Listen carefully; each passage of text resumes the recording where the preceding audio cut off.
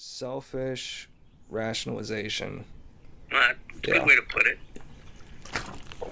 But anyway, so I don't have a whole lot as far as official agenda items today. It's my vacation time basically.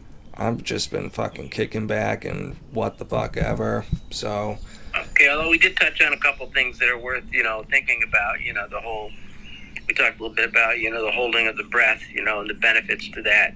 And you've kept up Wim Hof, which is great, and very few people can stay with that system and work with it, because it's demanding. yeah. I mean, the key for me is not holding myself to too high a standard.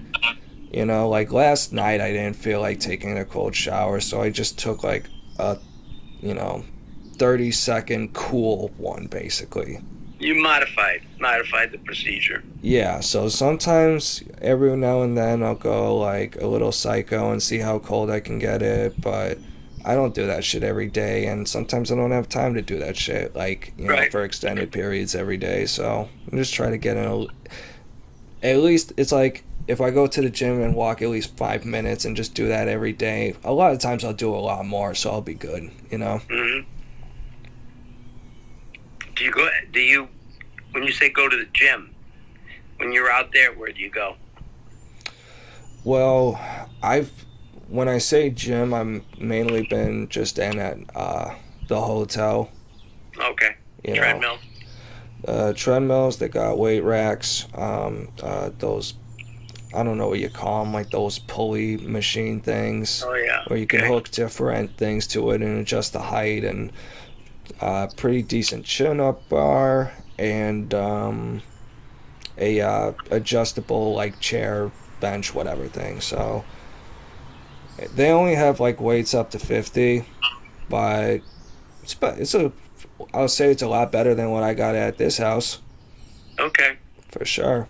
And most of the time there's not many people there at all, which is good because I've attempted to work out in the weight area when there's other people, and it's just I just like there. I mean, I guess it kind of depends on what I'm doing, but like if I just would never do like kettlebell swings or shit. You know what I mean? Right. I just get too See, paranoid. Fucking so deck some fucking sweet little 60-year-old lady. right, exactly. But so, I mean, in terms of cardio, there's sufficient equipment there to meet that need. Basically, treadmill. Oh yeah, I've been alternating between trying to like just run short distances really fast and walking up like really steep inclines, like Mm-hmm. walking faster and faster to the point where I'm kind of at like a jog by the end of it. So I'm almost like jogging up a fucking mountainside, and it beats the crap out of me. Okay. Do But they if have I, the sorry, go ahead. steps? Do they have the steps too? I don't think they have the steps in that one. They have a couple bikes, an elliptical, and a couple treadmills. Do you use the bikes?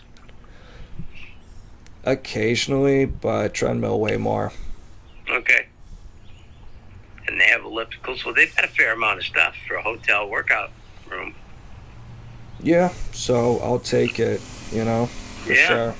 And it's just nice because, after court, um, for that like 2, 3, 4 p.m. period, depending, the attorneys are on calls or on like, post game calls or lunch basically, so for like a couple hours usually it's a bit more chill, and I can go to the gym, and that one or two times that I got like a call, I just leave the gym. It's that easy. Okay. So what time I mean, by the time they do all their stuff, what time is lunch for them? 4 o'clock in the afternoon? I would say probably anywhere between like 1 to 3 Okay. would be my guess. So they take a legitimate lunch? I think so, yeah. Okay. Because a lot of the times I'll see like meals set aside for the trial team for when they get back. Okay. If you wonder why I'm holding my hands like this sometimes, it's a habit I've gotten into about from heart meditation about, putting your hand over your heart, and just resting your hands on your chest, and you can breathe slowly while you're talking, and it's just a benefit of doing slow breathing. What does that do exactly? That's just the benefits of breathing slowly. No, but I mean the holding your hand over your heart it's part. just symbolic, basically. And it's a reminder. Then you can, for people you're teaching meditation to, they can feel the inhalation, exhalation, feel the stomach, abdominal area go up and down. That's a real good, for some people, that's a good way to have them follow, what they say, well, I don't know if I'm doing it. Well, if you do that, you've got something to follow that tells you that there's something moving in your system, that it's being regulated by your breathing. Yeah, man. I'm going to actually try that because, especially with Wim Hof, it's like my breathing becomes a whole system, not just my lungs. It becomes like my heart and kind of the blood flowing through the skin and this whole kind of network thing. So with Wim Hof, there's parts where it'll say, feel your heartbeat and whatever, and connect into that. And yeah, man, it's becoming almost like a freaking high for me. By that last round, if I do the full thing, I feel almost there's just light particles fucking just floating all around me, in and out of me. I would think that the Wim Hof, you would have that kind of reaction to Wim Hof, the Wim Hof technique. Yeah. So I'm just curious, can you hear the power tools in my neighbor's yard at all? I can, yeah. Barely, yeah. But because I've got people, I've just shut the windows in this room I came into because, the Puerto Ricans got all those huge industrial blowers. I swear they rarely do any work. They work on people's houses who aren't here. Yeah. And a lot of people have empty houses. They flip them.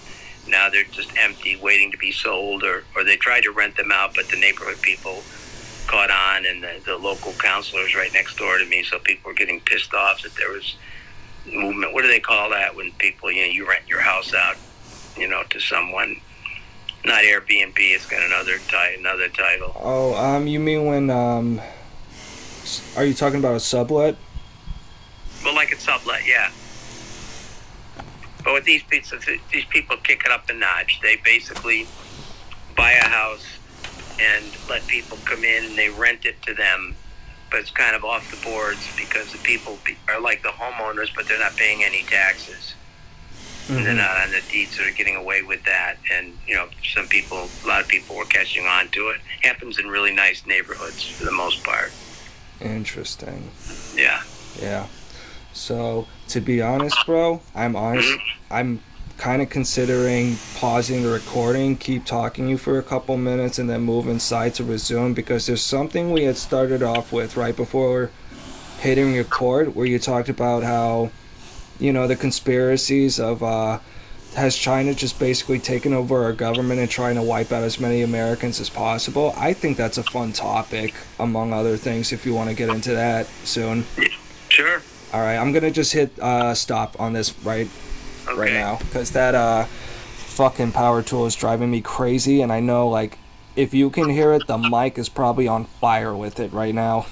Yeah, but I can basically tune out that stuff, so I would not have even, if you hadn't mentioned it, I just incorporate ambient noise into things I can do that, Yeah, I don't get distracted by environmental noise. I just blend it into wherever I'm doing or talking to people with or whatever. I mean, some people, like one of my daughters, just drives her crazy, and she's so focused on it she can't let it go. And I go, my God,